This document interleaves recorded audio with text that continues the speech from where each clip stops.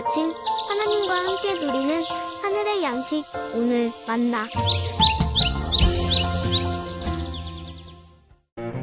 입다가 암몬 자손의 왕에게 사자들을 보내 이르되 네가 나와 무슨 상관이 있기에 내 땅을 치러 내게 왔느냐? 하니 암몬 자손의 왕이 입다의 사자들에게 대답하되 이스라엘이 애굽에서 올라올 때 아르논에서부터 야복과 요단까지 내 땅을 점령했기 때문이니 이제 그것을 평화롭게 돌려달라. 입다가 암몬 자손의 왕에게 다시 사자들을 보내 그에게 이르되 입다가 이같이 말하노라. 이스라엘이 모압 땅과 암몬 자손의 땅을 점령하지 아니하였느니라. 이스라엘이 애굽에서 올라올 때 광야로 행하여 홍해에 이르고 가데스에 이르러서는 이스라엘이 사자들을 에돔 왕에게 보내어 이르기를 청하건대 나를 내 땅 가운데로 지나게 하라 하였으나 에돔 왕이 이를 듣지 아니하였고 또 그와 같이 사람을 모압 왕에게도 보냈으나 그도 허락하지 아니하므로 이스라엘이 가데스에 머물렀더니 그 후에 광야를 지나 에돔 땅과 모압 땅을 돌아서 모압 땅의 해 뜨는 쪽으로 들어가 아르논 저쪽에 진쳤고 아르논은 모압의 경계이므로 모압 지역 안에는 들어가지 아니하였으며 이스라엘이 헤스본 왕 곧 아모리 족속의 왕 시온에게 사자들을 보내어 그에게 이르되 청하건대 우리를 당신의 땅으로 지나 우리의 곳에 이르게 하라 하였으나 시온이 이스라엘을 믿지 아니하여 그의 지역으로 지나지 못하게 할 뿐 아니라 그의 모든 백성을 모아 야하스에 친치고 이스라엘을 침으로 이스라엘의 하나님 여호와께서 시온과 그의 모든 백성을 이스라엘의 손에 넘겨주시매 이스라엘이 그들을 쳐서 그 땅 주민 아모리 족속의 온 땅을 점령하되 아르논에서부터 야복까지와 광야에서부터 요단까지 아모리 족속의 온 지역을 점령하였느니라. 이스라엘의 하나님 여호와께서 이같이 아모리 족속을 자기 백성 이스라엘 앞에서 쫓아내셨거늘 네가 그 땅을 얻고자 하는 것이 옳으냐? 네 신 그모스가 네게 주어 차지하게 한 것을 네가 차지하지 아니하겠느냐?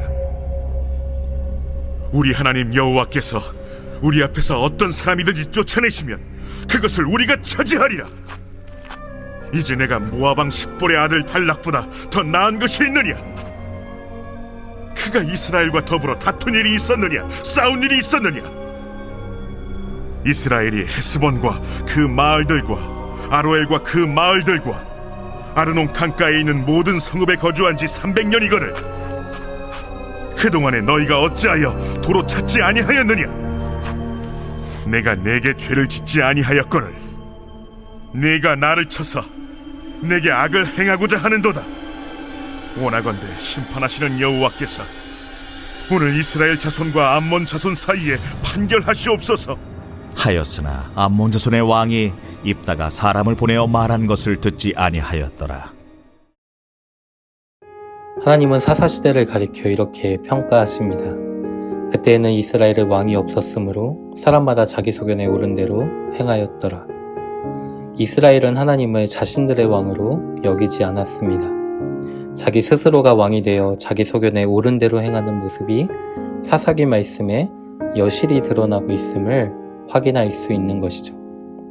입다가 사사로 활동하였던 시대도 마찬가지였습니다. 10장 6절의 말씀을 보면 이스라엘 자손이 다시 여호와의 목전에 악을 행하였다라고 말씀하고 있습니다. 여호와를 버리고 이방의 신들을 섬겼음을 볼 수 있는 것이죠. 이에 하나님은 진노하셨습니다. 블레셋과 암몬 자손의 손에 이스라엘 백성들을 넘겨주시는 것이죠. 이스라엘은 그들의 죄악으로 인해 18년 동안 억압과 괴로움 가운데 살아갑니다. 괴로움이 더욱 커지자 이스라엘 자손은 하나님 앞에 어떻게 반응합니까? 하나님께 범죄하였음을 인정하고 있습니다. 그런데 하나님께서는 이스라엘 백성들을 구원하지 않았습니다. 그러자 이스라엘 백성들은 하나님 앞에 어떠한 행동을 취합니까? 자기들 가운데에서 이방 신들을 제하여 버리는 모습을 보여드리는 것이죠.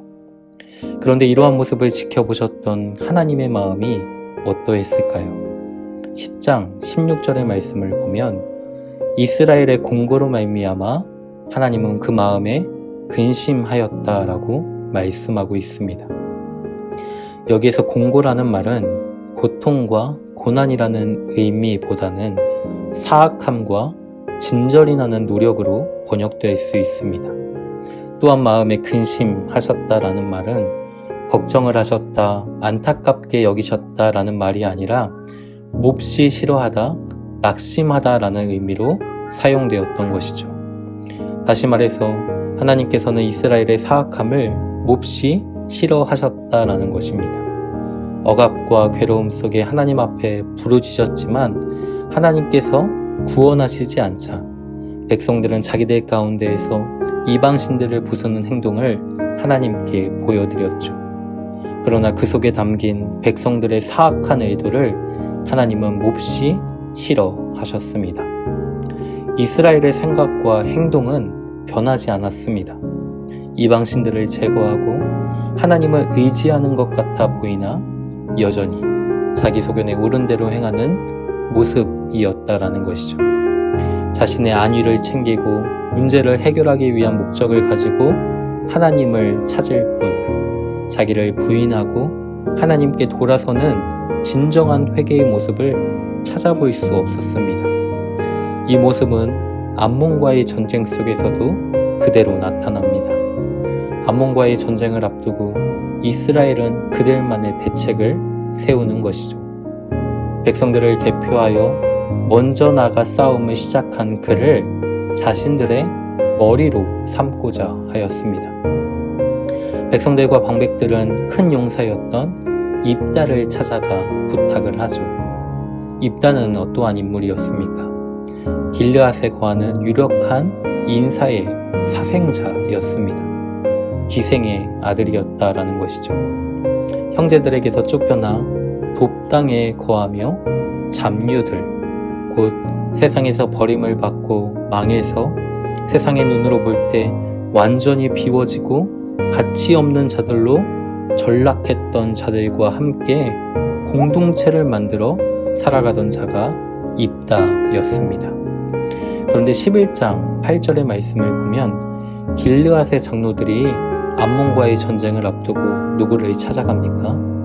입다를 찾아가는 것입니다. 여기에서 찾아왔다라는 표현은 회개하다라는 의미를 가지고 있는 것이죠. 암몬과의 전쟁이 임박하자 큰 용사인 입다에게 찾아가 지난날 자신들이 행했던 일들에 대해 용서를 구하고 자기들의 머리가 되어줄 것을 요청하고 있는 모습이죠. 하나님께 용서를 구하고 하나님께서 자신들의 머리가 되어주실 것을 요청하는 모습이 아니었습니다.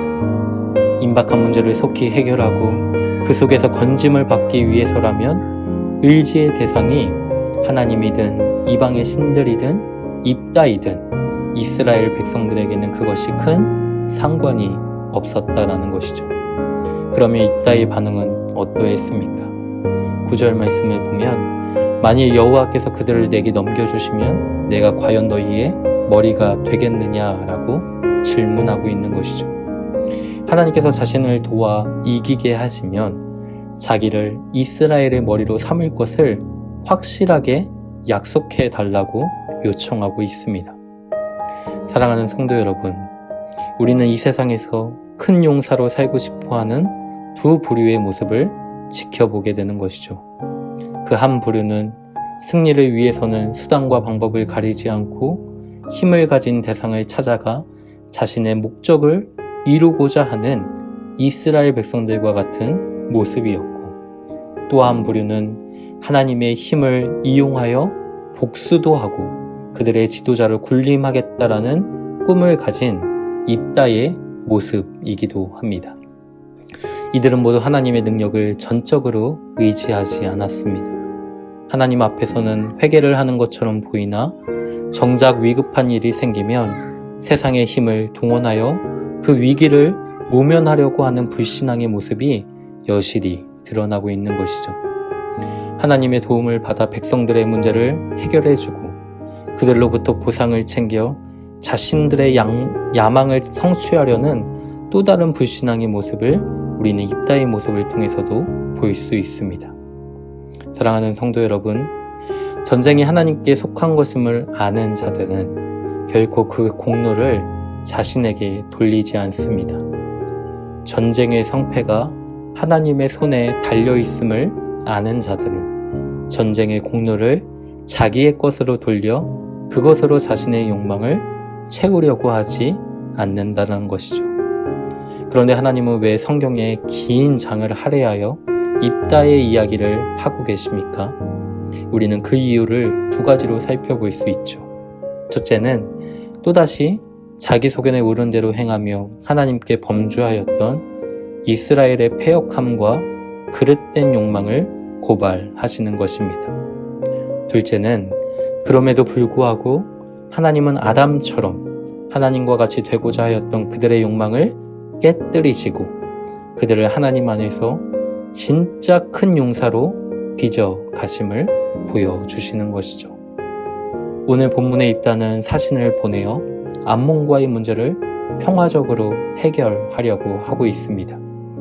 암몬의 왕은 이스라엘이 애굽에서 올라올 때에 내 땅을 점령하였으니 그 점령한 땅을 돌려달라고 주장을 하고 있죠. 그러나 입다는 역사적인 사실을 증거로 암몬 왕의 주장이 사실이 아님을 입증하고 있습니다.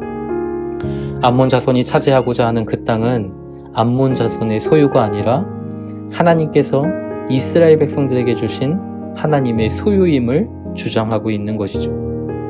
모든 전쟁이 하나님께 속한 것이기에 그 공로를 자신에게 돌리지 않고 하나님을 경배해야 함이 마땅하듯 우리가 이 땅에서 누리며 살아가는 모든 것이 하나님의 것이기에 온 땅의 주인 되신 하나님을 온전히 의지하고 섬기는 것이 성도의 마땅한 자세가 되어야 합니다.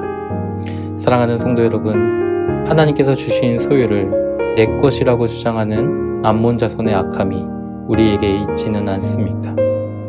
하나님께서 주신 힘과 지혜를 이용하여 자신의 욕망을 채우고자 하는 그릇된 야망이 우리에게 있지는 않습니까?